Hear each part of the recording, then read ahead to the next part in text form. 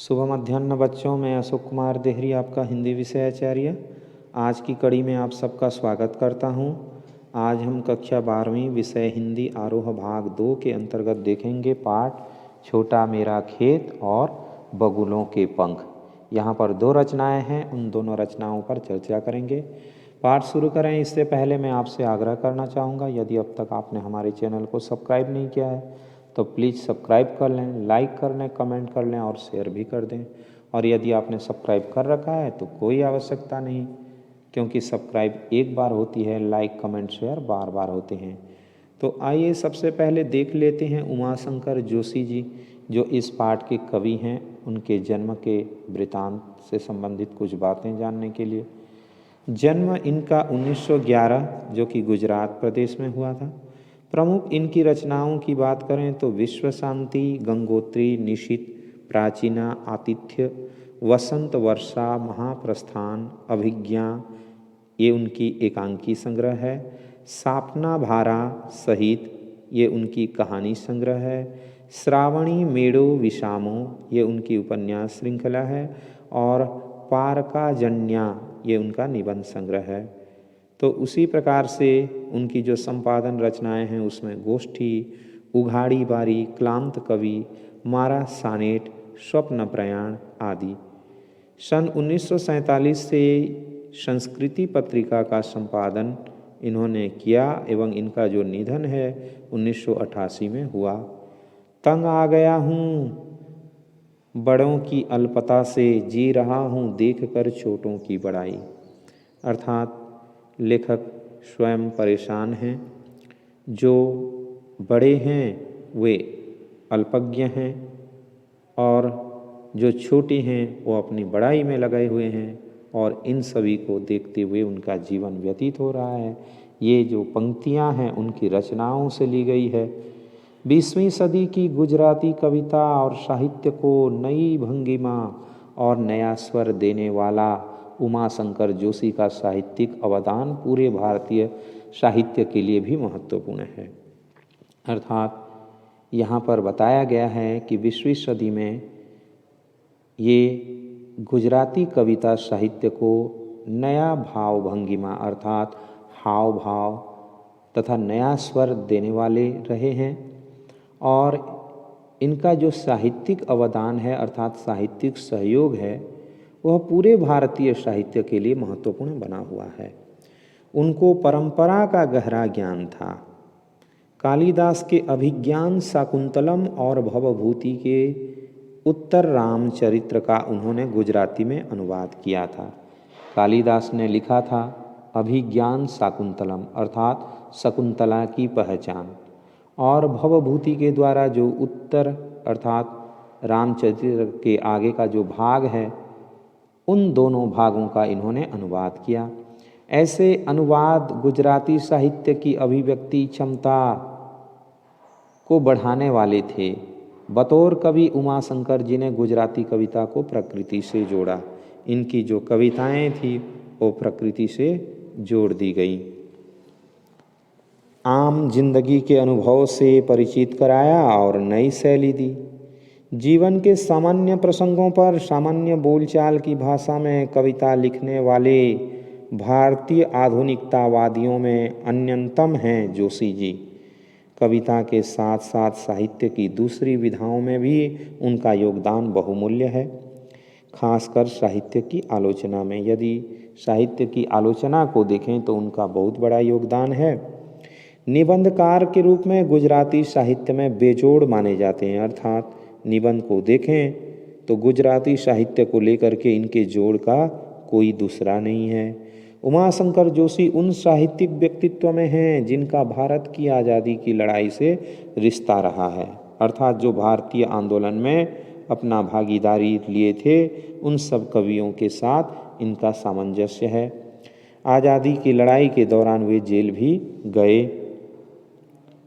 यहाँ प्रस्तुत कविता छोटा मेरा खेत खेती के रूपक में कवि कर्म के हर चरण को बांधने की कोशिश के रूप में पढ़ी जा सकती है।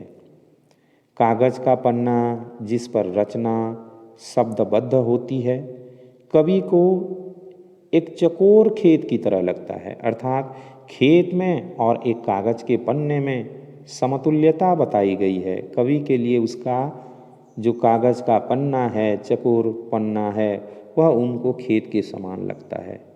इस खेत में किसी अंधड़ आशय भावनात्मक आंधी से, यहाँ पर आंधी का आशय है भावनात्मक आंधी, भावनाओं का जो जोर बहता है, उस जोर से के प्रभाव से किसी क्षण एक बीज बोया जाता है। यह बीज रचना, विचार और अभिव्यक्ति का हो सकता है। यह मूल रूप कल्पना का सहारा लेकर विकसित होता है और इस प्रक्रिया में स्वयं विगलित हो जाता है। उससे शब्दों के अंकुर निकलते हैं और अंततः कृति एक पूर्ण स्वरूप ग्रहण करती है, जो कृषि कर्म के लिहाज से पुष्पित पल्लवित होने की स्थिति है। अर्थात खेती बाड़ी में जिस जिस प्रकार के कर्म किए जाते हैं, एक कवि का कर्म भी उसी प्रकार से ही है। साहित्यिक कृति से जो अलौकिक रसधारा फूटती है, वह क्षण में होने वाली रोपाई का ही परिणाम है। मतलब एक क्षण में जो रोपाई की जाती है और उसी से साहित्यिक कृति का परिणाम प्राप्त होता है। पर यह रसधारा अनंत काल तक चलने वाली कटाई अर्थात उत्तम साहित्य कालजयी होता है और असंख्य पाठकों द्वारा असंख्य बार पढ़ा जाता है, से भी कम नहीं होती। खेत में पैदा होने वाला अन्न कुछ समय के बाद समाप्त हो जाता है, किंतु साहित्य का रस कभी चुकता नहीं। बगुलों के पंख कविता एक सुंदर दृश्य की कविता है। दूसरा जो कविता है बगुलों के पंख, और यह कविता एक सुंदर दृश्य को लेकर के लिखी गई है।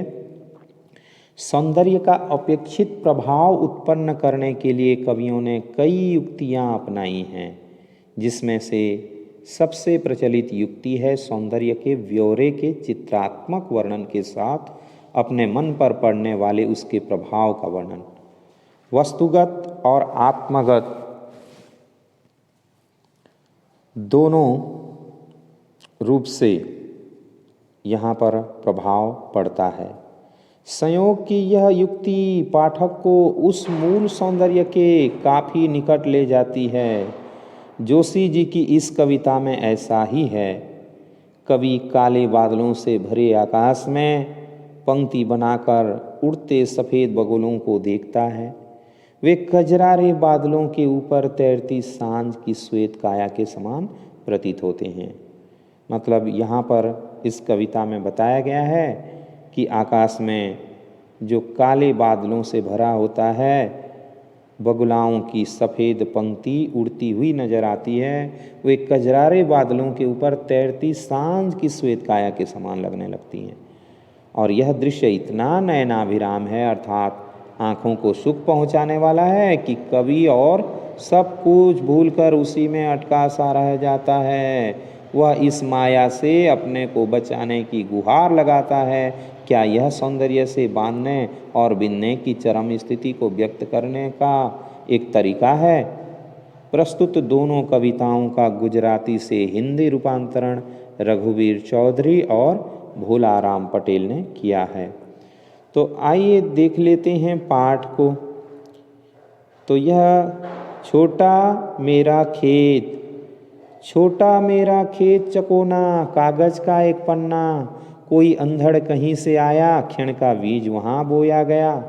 कल्पना के रसायनों को पी बीज गल गया निशेष, शब्द के अंकुर फूटे, पल्लव पुष्पों से नमित हुआ विशेष।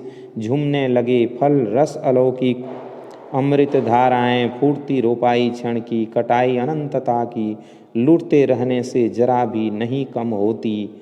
रस का अक्षय पात्र सदा का, छोटा मेरा खेत चकोना। तो आज के लिए इतना ही, क्योंकि समय हो रहा है, इसलिए आगे की कविता हम नहीं पढ़ सकते। अगले दिवस आगे की जो कविता है उसे देखेंगे। आशा करता हूँ आज का वीडियो आपको ज़रूर अच्छा लगा होगा।